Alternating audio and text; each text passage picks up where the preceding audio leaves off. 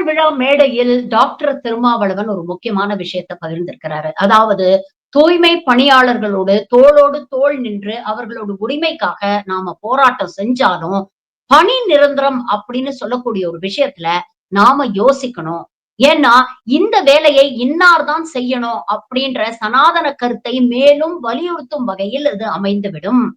ஒரு பக்கம் அவங்களுக்கு பணி பாதுகாப்பு கேட்கக்கூடிய அதே நேரத்தில், இந்த அரசு அவங்களுக்கு பணி பாதுகாப்பு மட்டும் கொடுக்காம, அவங்க வாழ்க்கை தரத்தை உயர்ற்றி, இது போன்ற பணிகளிலிருந்து அவர்களை மீட்டெடுத்து, வேறு நல்ல பணிகளில் அமர்த்துவதற்கான வழிவகை செய்ய வேண்டும். அதுதான் உண்மையான சமூக நீதியாக இருக்கும். அப்படிங்கிற கருத்த சொல்லியிருக்கிறார். என்ன சொல்லியிருக்காருன்னு நீங்களே பாருங்க. தூய்மை பணியாளர்கள் என்கிற சொல்லுக்கு இன்னொரு பொருள் குப்பை பொறுக்குகிறவர்கள், குப்பையை அள்ளுகிறவர்கள் என்றுதான் பொருள். குப்பையை அள்ளுகிறவர்களை பணி நிரந்தரம் செய்து அந்த தொழிலையே நீங்கள் செய்து கொண்டிருங்கள் என்று சொல்லுவது எந்த வகையிலும் ஏற்புடையதல்ல. அதிலிருந்து மீள வேண்டும் என்பதுதான் நம்முடைய போராட்டம். அந்த தொழிலை செய்யக்கூடியவர்கள் தொடர்ந்து அதை செய்யக்கூடாது. மலம் அள்ளுபவனே மலம் அள்ளட்டும், சாக்கடையை சுத்தம் செய்கிறவனே சாக்கடையை சுத்தம் செய்யட்டும், குப்பையை அள்ளுகிறவனே குப்பையை அள்ளட்டும் என்கிற அந்த கருத்துக்கு இது வலு சேர்ப்பதாக இருக்கிறது. அரசு ஊழியர்களாக்குங்கள், பணி நிரந்தரம் செய்யுங்கள்.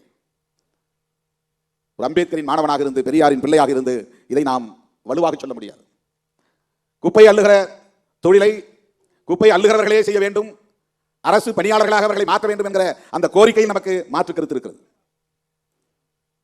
சொல்ல போனால் அதை எதிர்த்து தான் நாம் பேச வேண்டும். தலித்துகள் செய்கிறார்கள், அவர்களுக்கு பணி நிரந்தரம் செய். நாங்கள் தலித் இயக்கம். இதற்கு பெயர் கன்வென்ஷனல் திங்கிங். காலம் காலமாக இருக்கிற மரபு சார்ந்த சிந்தனை இது, அடிமை சார்ந்த சிந்தனை இது. வெட்டியான் தொழிலை செய்கிறவனை வெட்டியான் தொழிலாக அரசு ஊழியர்களாக ஆக்கி என்று சொன்னால் எப்படி அதை ஏற்றுக்கொள்ள முடியும்?